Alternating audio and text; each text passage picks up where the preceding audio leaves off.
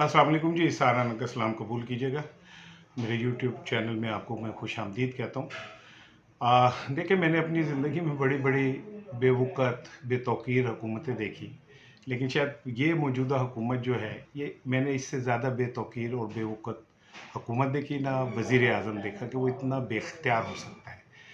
आज के मैं अपने वीलॉग में आपसे गुफ्तगू करूँगा कि अगर वज़ीर-ए-आज़म बेइख्तियार हैं, तो एक्चुअली हुकूमत कौन कर रहा है और असल वज़ीर-ए-आज़म कौन है और किसके हाथ में इक़्तिदार का जो ताकत है वो किसके हाथ में है और कौन एक्चुअली इस सारी काबीना को और मामलात को हेड कर रहा है और आगे जाके क्या गुल खिलने जा रहा है, इस पे मैं आपसे गुफ्तगू करूँगा। देखिए, जब ये हुकूमत बनी तो ये लूली लंगड़ी हुकूमत शहबाज शरीफ साहब के हवाले की गई। गो नून लीग नहीं चाह रही थी इस बार, लेकिन ताकतवर तबकों ने उन्हें कहा कि हमने जब आपको इतना फैसिलिटेट किया और सारा कुछ किया, तो अब आप भाग नहीं सकते, अब आपको ये हुकूमत संभालनी पड़ेगी। और शहबाज शरीफ उनकी पहले दिन से पहली चॉइस थे, वो हो गए। मकसद ये था कि एक ऐसी हुकूमत का चेहरा चाहिए था, सियासी हुकूमत का, जिसको सामने रख के बैनुल अक़वामी दुनिया के साथ मामला तय किए जाए। अब ये कठपुतली हुकूमत जैसी भी हो, मामलात किसी और ने चलाने थे, बात किसी और ने करनी थी और चेहरा कोई एक उन्हें चाहिए था जिसके ऊपर बात कर सके। तो शहबाज शरीफ साहब के ये गले पड़ गई हुकूमत। नवाज शरीफ साहब ने हाथ खड़े कर दिए, उन्होंने कहा कि मैं तो गैर मकबूल और इंतहाई गैर मकबूल हूँ, और 2 हलकों से वो हार गए थे। उन्हें वो रिजल्ट्स भी दिखा दिए गए कि आप दोनों हलकों से हार चुके हैं। और इसके बाद नवाज शरीफ साहब ने कहा कि भाई मैं वाकई अब इस काबिल नहीं हूँ। वो फिर निगरान हुकूमतों के बाद जो जिन लोगों के हाथ में असल इक़्तिदार है, वो भी ये चाह रहे थे कि नवाज शरीफ वज़ीर-ए-आज़म ना बने। मैं बहुत पहले से आपको याद होगा कहता था कि जिन्होंने नवाज शरीफ को चुना है, हो सकता है वो दीवार में ना चुन लें। तो ये दीवार में चुनने वाली बात है कि नवाज शरीफ साहब अब बेवक़्त हो गए और वो लंदन वापस जा रहे हैं, उम्रा करने जाएंगे, फिर उसके बाद वो लंदन चले जाएंगे और उनका चैप्टर तो समझे क्लोज़ हो चुका है। उनकी बेटी अब अपनी सर्वाइवल की आखिरी जंग लड़ रही है। लेकिन बहरहाल मैंने इस पे बात नहीं करनी, मैंने इस पे बात करनी कि इस वक्त असल वज़ीर आज़म कौन है, शहबाज शरीफ हैं या कोई और है। पहले थोड़ा सा मैं आपको बात समझाता हूँ। जब ये हुकूमत बनी तो शहबाज शरीफ साहब की ख्वाहिश थी कि निगरान जो काबीना है वो उनकी मर्ज़ी की बने, लेकिन जिन लोगों ने, मेहरबानों ने ये सारा सेटअप बनाया है, उन्होंने शहबाज शरीफ साहब को सख्ती से शिप कॉल दी और कहा कि बस आप वज़ीर आज़म के तौर पे एक्ट करें और ज़्यादा ये फैलने की कोशिश ना करें कि कोई शायद आप बड़े खुद मुख्तार से वज़ीर आज़म हैं और अपनी मर्ज़ी कर सकते हैं। इसके बाद 3 अहम तरीन वजारतें जो थी वो शहबाज शरीफ साहब से ले ली गई, जिसमें वजारत दाखिला थी, वजारत ख़जाना थी, फिर अलीम ख़ान साहब की वजारत थी। ये एक सिचुएशन ऐसी बनी कि शहबाज शरीफ साहब को बताया गया कि आप 2-3 बंदे अपने रख लें। शहबाज शरीफ साहब की बड़ी ख्वाहिश थी कि डार साहब ख़जाना बने, लेकिन जब उनको इनकार किया गया तो मजबूरन उन्हें वजारत ख़ारजा दी गई और वो भी इस शर्त पे दी गई कि जो पॉलिसी ड्रॉ की जाएगी बस आप उसके अंदर रह के काम करेंगे, बाकी आप फैसले करने की पोजीशन में नहीं होंगे। उसके बाद जब शहबाज शरीफ साहब ने अपना काम शुरू किया तो उन्होंने कुछ कमेटियां बनाई इक़्तिसादी मामलात को देखने के लिए, और फूल ये कतरा उन्होंने कि उन 2 कमेटियों की जो चेयरमैनशिप थी वो वज़ीर ख़जाना से लेके अपने इसहाक़ डार साहब को दे दी।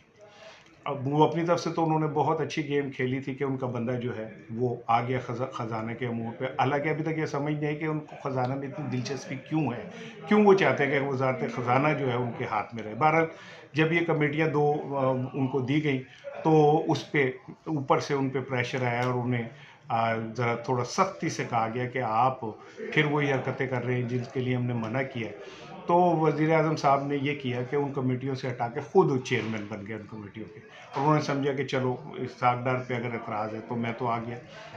लेकिन यहाँ से फिर उनको एक शिट कॉल आई और वो मुसलसल जो उनके साथ रवैया हो रहा है जिसमें रोज़ उन्हें किसी न किसी बात पे झाड़ का सामना करना पड़ता है। उन्हें कहा गया कि आप कैसे बन गए, आप क्यों बन गए, आप फौरी तौर पे इससे रिज़ाइन करें। उन्होंने फिर खुद को पीछे करके वज़ीर ख़जाना शरीफ साहब को उन कमेटियों का इंचार्ज बना। इसका मतलब ये हुआ कि उनके हाथ में ना कोई वज़ीर रखने की है, ना कोई कमेटी के किसी को सरबराही देने की है।